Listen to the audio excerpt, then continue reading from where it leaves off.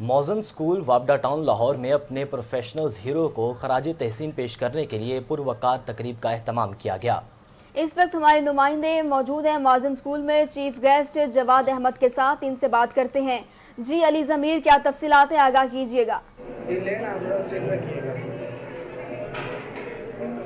جی بالکل، موزن اسکول کے حوالے سے آج جو اپنے ہیروز تھے، پروفیشنل تھے، ان کو خراج تحسین پیش کرنے کے لیے ایک پروقار تقریب کا اہتمام کیا گیا تھا۔ جواد احمد جو کہ ہمارے ملک کے نامور جو لوگ ہیں، ان کے پولیٹیشین جو پارٹی کے چیئرمین بھی ہیں، اور اس کے علاوہ سنگنگ کے حوالے سے تو پوری دنیا ان کو جانتی ہے، وہ آج کے مہمان خصوصی تھے، ان سے بات کرتے ہیں ان کا کیا کہنا ہے۔ اچھا سر، مجھے بتائیے گا کہ آج کا بہترین ایونٹ بچوں کے حوالے سے کیا گیا، راشا ہیروز کے حوالے سے ان کو خراج تحسین بھی پیش کیا گیا اور بچوں کو موٹیویٹ بھی کیا گیا کہ وہ بڑے ہو کے اچھے انسان بھی بنے۔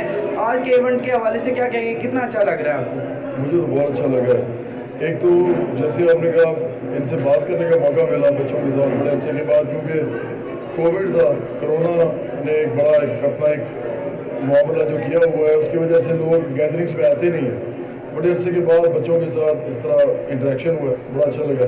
بچے ہوتے بڑے پھول جیسے ہیں، بڑے پیار محبت فیل ہوتا ہے ان کے ساتھ ہمیشہ۔ دوسرا یہ کہ ان سے جو گفتگو ہوئی ہے، مجھے امید ہے کہ جو میں نے ان سے کہا ہے کہ بچوں کو سب سے پہلے اچھا انسان بننا چاہیے اور بچوں کو کبھی بھی محبت کے علاوہ کچھ نہیں سکھانا چاہیے، نفرت کی طرف تو لے کے جانا ہی نہیں چاہیے۔ تو ہمارا جو ایجوکیشن سسٹم ہے، میرا خیال ہے اس میں کافی زیادہ ریفارمس کی ضرورت ہے۔ اس حوالے سے ہمیں کوئی ایسا لٹریچر نہیں پڑھانا چاہیے بچوں کو جس میں کہیں پر بھی کوئی نفرت کا شائبہ بھی ہو، کیونکہ ایک جو نفرت آ جائے اندر تو پھر وہ بہت سے مختلف روپ، بہت سے مختلف شکلوں میں نکلتی ہے۔ اچھا جواد بھائی، مجھے بتائیے گا، آپ ایک چیئرمین بھی ہیں جو سیاسی جماعت کے حوالے سے، وہ بھی ایک عوام جو عام عوام ہے اس کی آواز کے حوالے سے کام کر رہے ہیں، تو کیا کیا اس میں اسٹوڈنٹس کے حوالے سے بھی کچھ کام کر رہی ہیں؟ کچھ ابھی جو نئے الیکشن ہے کہ اس میں کیا آپ کی ایکٹیویٹیز ہوں گی؟ یہ جو الیکشن آئے گا نا، اس میں ہم پہلی دفعہ ایک طبقاتی سوال کھڑا کریں گے۔ ہم امیر اور غریب کا سوال کھڑا کریں گے جو پاکستان میں کبھی نہیں ہوا۔ ہم سمجھتے ہیں کہ پاکستان میں 80% سے زیادہ لوگ غریب ہیں، اس وقت مڈل کلاس بھی غریب ہے، وہ اپنے خرچے کم کر رہی ہے، اپنے بچوں کو اسکولوں سے اٹھا رہی ہے یا بہت مشکل سے تعلیم ان کو دے رہی ہے۔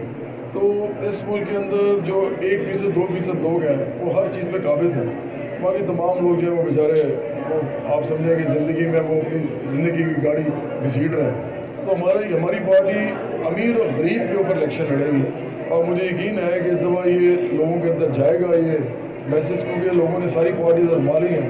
ان کو پتہ ہے کہ یہ پارٹیز کرپشن دھاندلی کی باتیں کر کے آ تو جاتی ہیں لیکن بعد میں غریبوں کے لیے کچھ نہیں کرتی۔ جب غریب کے لیے آپ نعرہ اٹھائیں گے، آپ کا نعرہ ہوگا یہ کہ آپ غریب کی طرف کھڑے ہیں، تو مجھے یقین ہے کہ پھر آپ کو غریب چین لینے بھی نہیں دیں گے۔ اگر آپ حکومت میں آ جائیں اور آپ کے پیچھے بھی آئیں گے، تو یہ ہونا بڑا ضروری ہے۔ اسی سے احتساب کا عمل ہوگا، اسی سے ٹرانسپیرنسی کا عمل بھی ہوگا۔ جی بالکل، جواد احمد کی آپ نے باتیں سنی کہ بچوں کو ایک جو ہے مسلمان ہونے کے ساتھ ساتھ انسانیت کا درس دینا بھی بہت ضروری ہے۔ اس کے ساتھ ساتھ جو اپنی سیاسی جماعت ہے اس حوالے سے ان کا بھی بتا رہے تھے کہ ان کو جو 98% تقریباً جو مڈل کلاس آبادی بھی اس میں شامل ہے، ان کے لیے کچھ کرنا چاہ رہے ہیں پاکستان میں احتساب کے عمل سے، اور دیگر جو سیاسی حوالے سے پاکستان میں جو طبقہ پسا ہوا ہے اس کے حوالے سے وہ اپنا جو منشور ہے وہ بھی بتا رہے تھے، اور اس الیکشن میں کوئی بہتر طریقے سے عوام کی نمائندگی کرنا چاہ رہے ہیں۔ جی